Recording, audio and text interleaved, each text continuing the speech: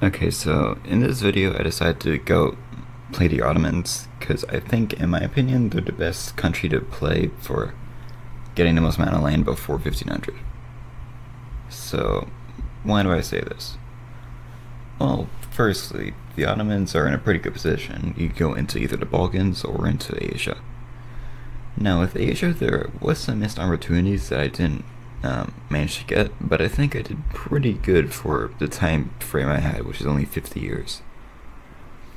But anyway, as the Ottomans, one thing you should do is try and check if you could conquer the Balkans, like the southern Balkans first, like Albania, Epirus, Byzantium, that area. If you can, then you're fine. But Albania is the core of the Ottomans, and if you don't have your cores, then there's some debuffs from my memory. So one thing to do was secure that area first, which is done already. And then I just took 2 free provinces over in Asia. I also took into Dogdir because I wanted the name tag to look nice if I conquered Mamluks. But one thing with the Mamluks is, even though the Ottomans have a justification that you could conquer the entire Mamluks with only 50% war score, the thing is, you don't have that cord, which can make the Balkans very unstable, and also your entire land is very unstable. Now, this was only me trying a couple runs to try and see what I could do. But there are some other countries I could have played for this. For example, the Mamluks. Also, the Golden Horde would probably be a good option, the Timurids, Muscovy. But the reason I didn't play them is, well, Russia, sure you have a lot of provinces, but it's not really fun for the viewer to see me conquering some random parts of northern Asia. Compared that with Egypt, I think Egypt's a little bit more fun for you guys. And also it's roughly the same amount of land, and I think Egypt's a lot more provinces than that anyway.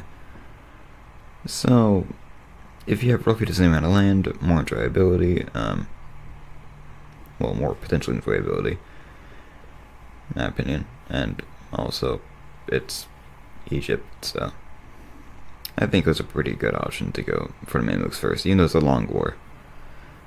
Now with the Mamluks, I don't think I probably invaded them. I was just trying to secure the flank, and the Mamluks are spawning more troops, so this was a little bit of a low period in the war. The Mamluks were actually defending pretty well. They reconquer their lands mostly, and I go ahead and try and seize Jerusalem, but there was a little bit of an issue, so that may be a little bit delayed. Well, conquer it, but that may be a little bit delayed.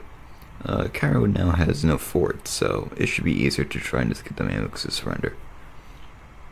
Because my goal is to get as much land as possible, and I think I'm doing a pretty good job for 1470, roughly. Because in 1472-ish, mid 1472, I'm able to capitulate the Mamluks and do that.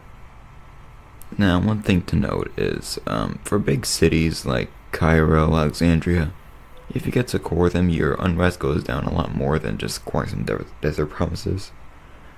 But of course, if you don't really have much of an option, then core desert provinces. Just saying, you can't cheese it like that. Also, Jerusalem is worth 6.4 quarter points, so that's pretty cool.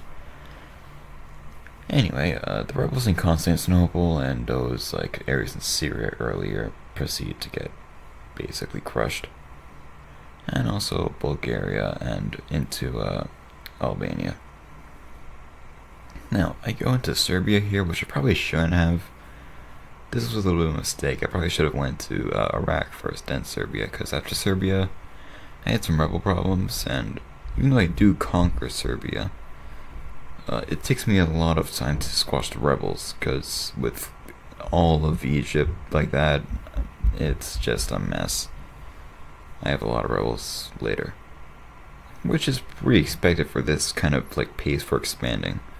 But these are pretty good expansion boundaries for 1480s Ottomans. You have basically the entire Eastern Mediterranean, except a few small areas. So we're doing pretty good so far. I unfortunately wasn't able to invade Iraq by the time the game reached 1500, which is a bit sad, but I think I did a pretty good job for this situation I was in, with only a 50-year time frame.